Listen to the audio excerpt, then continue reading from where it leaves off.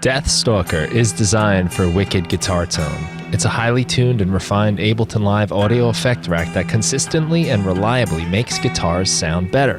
Behind the complex and intricate effects routing and programming are 4 simple macro controls that make finding the perfect guitar tone simple and fun. Expertly crafted by mixing and mastering engineer Animus Invidius, aka PerforModule, DeathStalker allows you to dial in the exact tone for your guitar so that they cut through the mix with bite and power without clouding the mix with muddiness and brittle high ends. We're going to take a look at DeathStalker using stems from Animus Invidius' album Lust and Insecurity. We've got a collection of guitar parts here that we're going to listen to, and I've got DeathStalker loaded on the track. So let's hear this guitar without DeathStalker.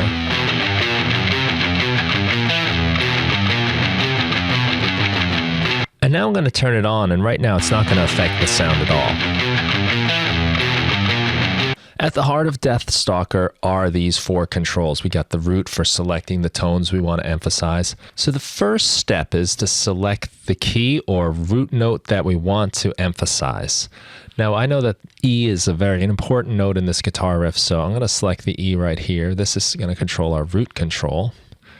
It's set to E by default because guitars are tuned to E. Claw will give us some low end stability and power. Sting is going to pay more attention to the brighter high ends for clarity and presence. And then shell can be added for natural cabinet sounds. So let's play this, and I've got it set to E, and I'm going to start to bring in the claw. We'll get some more focused low end. And Sting is going to brighten things up in the higher frequencies.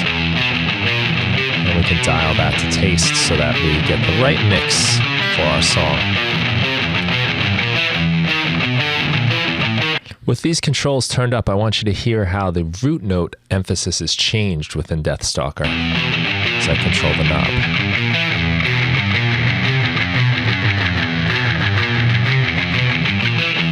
You can hear the tonality change quite a bit here. You can also use the presets to pick certain notes to emphasize.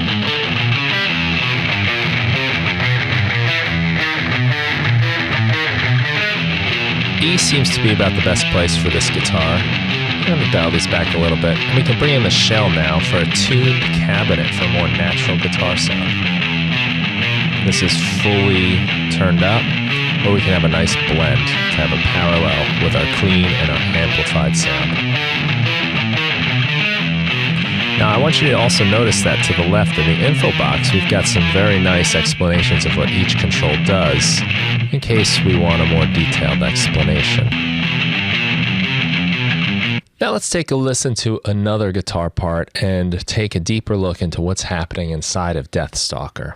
I've got this guitar part here that I determined B to be a very important note in, so I'm going to turn that up.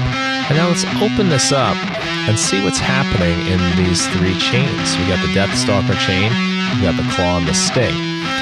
I'm going to let you see what's happening with this EQ here. Let's turn on the frequency so you can see it.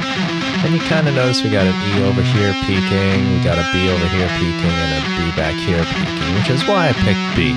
So as I start turning this up on the claw, we get some more energy in that low end, so that we can get more of a chug and power and stability to our mix. As I bring in Sting, now we're bringing up that same note over here. It's also a B, but at a much higher frequency, so we get more of that clarity on the high end. And you'll see what happens as I rotate the root control. You might decide a different frequency is more important. As we look at our notes here, right around an E is a pretty important note too, as well as a, looks like a G. And it's a matter of dialing this into your own personal preference. Like I said, I kind of like the B, and it's nice that we can just select B. We can select E if we want to try that out. And really quickly go back and forth to these. And right now, I'm kind of feeling the E. But of course, this might depend on our mix. And we're also doing this with mid and side EQ, so we get some nice wide stereo imaging as well. As I turn up the shell, you'll notice that we got these 2 volume controls moving in the shell claw and the shell sting. This is adding a cabinet to the frequencies we manipulated with the claw and the frequencies manipulating the Sting, separated into two different band filters with this filter here. So as you can see, it's very easy to get some nice guitar tones with just these 4 controls really simply. But DeathStalker goes much deeper, and we can get to some really advanced features by clicking on the plus buttons here. So now we've got a few more macro controls to play with. So as we're back inside our DeathStalker chain, let's suppose we find our guitar is a little muddy. I got a new example. This is a different guitar part here. And we're emphasizing, you'll notice the D is an important note here. So I've selected D. I've given it some low end and a little sting up top as well. We can bring that down. So you hear that? Some of those notes come through nicely. We've got anti-mud. So pay attention to the 6 on the EQ. That's dropping out some of that kind of low mids that tends to be characterized as mud in guitars. It can make guitars sound less clear and interfere with other instruments like vocals. So we can bring that down a little.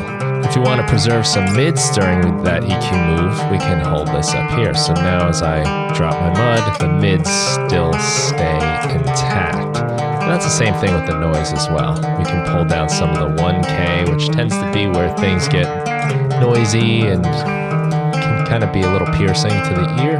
Bring that down. The mid preserve will keep the mids, or we can let the mids come down as well.